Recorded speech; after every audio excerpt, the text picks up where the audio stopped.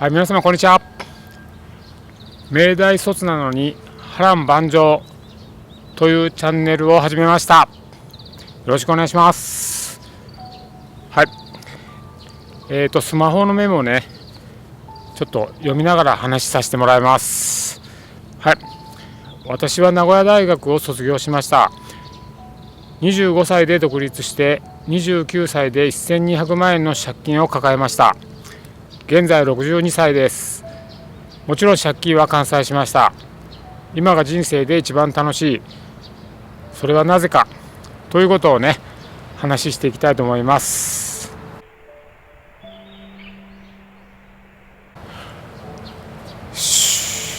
はい。自分はね、22歳から25歳までのね、3年間、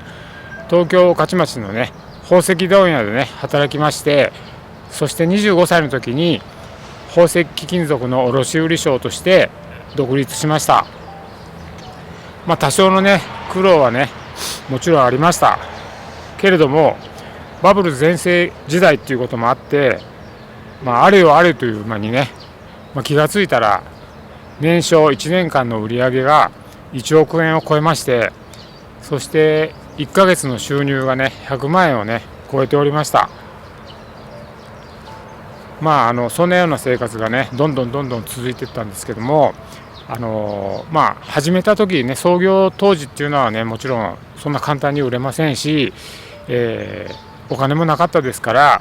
本当ね、ご飯とね梅干しでお茶かけて食べるっていうようなね、そんな質素な生活をしてました。でもね、バブル時代っていうこともあったしね、頑張ったのもあるんですけども、宝石仕入れてもらえるようになりまして、でどんどんね、それが売れ続けてね、あるよという前にね、もうお金が儲かるというような状態になりましてね。それと宝石業界っていうのはね、やっぱり派手な業界ですから、先輩のね、同じ業界の人とかそういう人からね、飲みに毎日のようにね、毎日ではないですけども、それぐらいしょっちゅうね飲みにね連れて行かれてね、夜の街ね行きまして、これ不思議とね、本当私1円もねお金払ってないんですけども、みんなおごってくださるんですけどもね、すごかったですっていうねことなんですけども、それでもね1年以上かな、2年近くそういったバンバン売れる時代続きまして、でもそれで 1,2 年経った頃ですかね、バブルがねこう絶頂期からこう下り坂にね、なってたんですね。ですから私もねなんか人に騙されたとか、売りかけが引っかかったとか、そういう盗まれたとかね、宝石がそういうことは一切なかったんですけども、ただ毎月ね、やっぱり売り上げが少しずつ少なくなっていく。そしてね、生活も派手になってるから支出ね、出ていくお金もね増えてっとるっていうことで、やっぱり利益がこう少なくなっていくとかね、下手すると赤字になるとかね。で宝石っていうのはね不思議なもんでね、宝石屋さんっていうか僕がそうだったんかもしれないんですけども、例えばトータルで1000万円儲かったって言って現金が1000万円ありゃいいんですけど、宝石に変わっちゃってるんですね。だから仕入れ値で1000万円在庫が増えてると、だから1000万円の利益っていうかトータルプラスだって言ってもね、それが宝石っていうね商品なんで、実際本当に1000万円の仕入れ値段ですけども、ただそれをね現金にしようとすると、すぐに現金にしたいって言ったらやっぱり質屋みたいなところにね持っていくとかってなると、仕入れ値の半分とかね、下手すると10分の1っていうね値段になるっていうねことでね、そんなような状態でね、それでもねなんとか挽回できると、一発逆転じゃないけどねできると思って一生懸命頑張っとったんですけどもね、これでもかってやったけどもね、まあこれねずっと続けとったらねえらいことになるなと言ってね、まあどうしようかなと思ってね、なかなかそういう時にねやめるっていう決断もねなかなかできんかったけどもね、まあこれ以上やっとったらまああかんなということで、ついにもうねもう廃業ね、よしやめるということをね決意しまして、でやめる言ったってね、じゃあもう明日からもうはいさよならやりませんっていうわけにもいかんもんですからね、やっぱり売掛金ね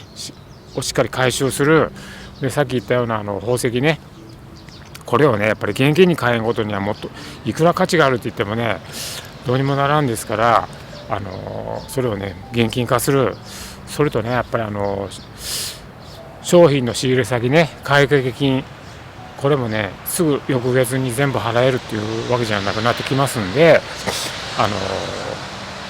それとかね、あとね一応1年以上利益出してましたんで、県の保証協会から保証をつけてもらって、信用金庫から丸系資金っていうねので500万円の融資を受けてましたんで、ということもあり、またね親戚のおばさんがね生命保険のバリバリのセールスウーマンでね、まあそんなことでね私も宝石を買ってもらう、その代わり生命保険入るというようなね、そういったことでお付き合いを続けていましてね、でだんだん資金繰り悪くなったということでね、すいませんちょっとお金貸してくださいということでねお借りしておったもんですから、そういったねところのねにねお一方ね話をしに行って、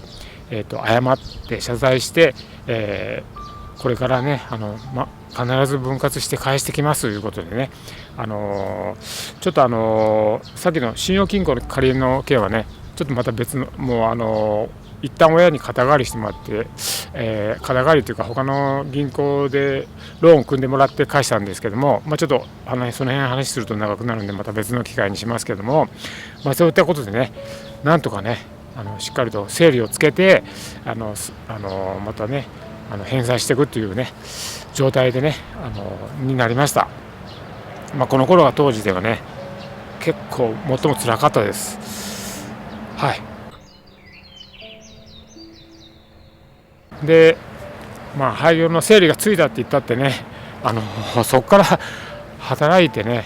お金返していかなきゃいけないですからってことで喜んでる場合じゃないんですけどもね。でそれが29歳の時で、それからね最初はねだからいいや長くなっちゃうんで29歳からね40歳まで11年間でね数えてみたらね10社転職してました。別に転職するつもりなんか全くないし、どこでも一生懸命働いたんですけども、土木設計会社、大手ゼネコン、詐欺まがいの飛び込み営業、屋根瓦の工事、介護入浴課の運転手、清掃会社、ゴミ収集と汲み取り車、バキュームカーですね、そこはバンバン働いてね腰痛めて椎間板ヘルニアになりまして、3ヶ月働けんくなってね入院もね1週間ぐらいしたんですけども、はい、それとねそして建設資材配送、印刷会社営業で、最後にねステンレス問屋の営業ですけどもね、ここはね倒産しましてね、はい。で私その時に40歳なってました、ね、ということでちょっとね一息コーヒーちょこっと飲まさせてもらいます。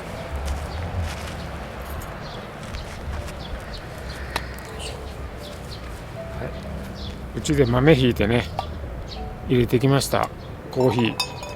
ミルク砂糖ちょこっと入ってます。よいしょ。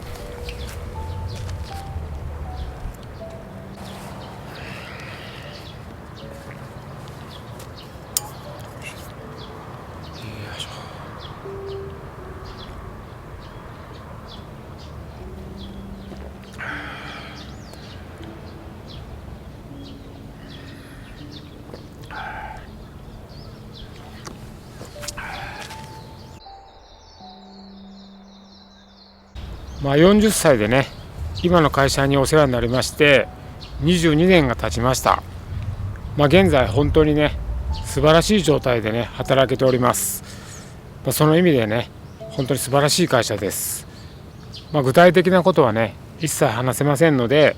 自分の感情と時間軸でね話させていただきます。自分はね結構物事をとことんねやりたいタイプなんですけども、そういった性格がね今振り返ってみると、自分の性格にね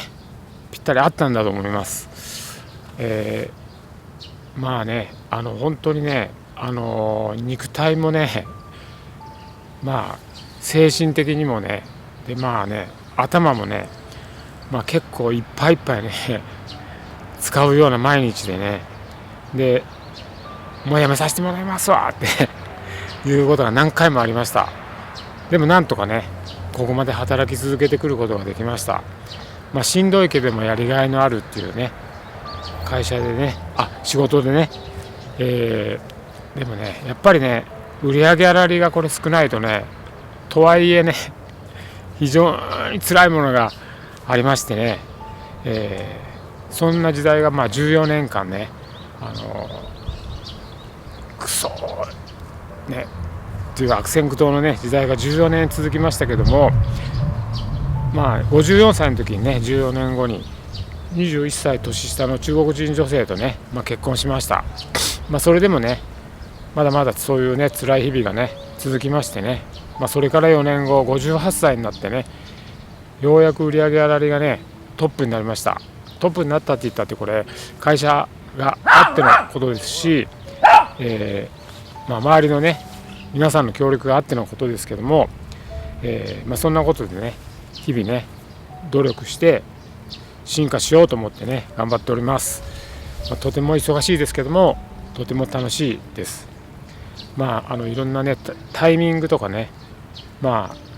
関係してるね方々ね、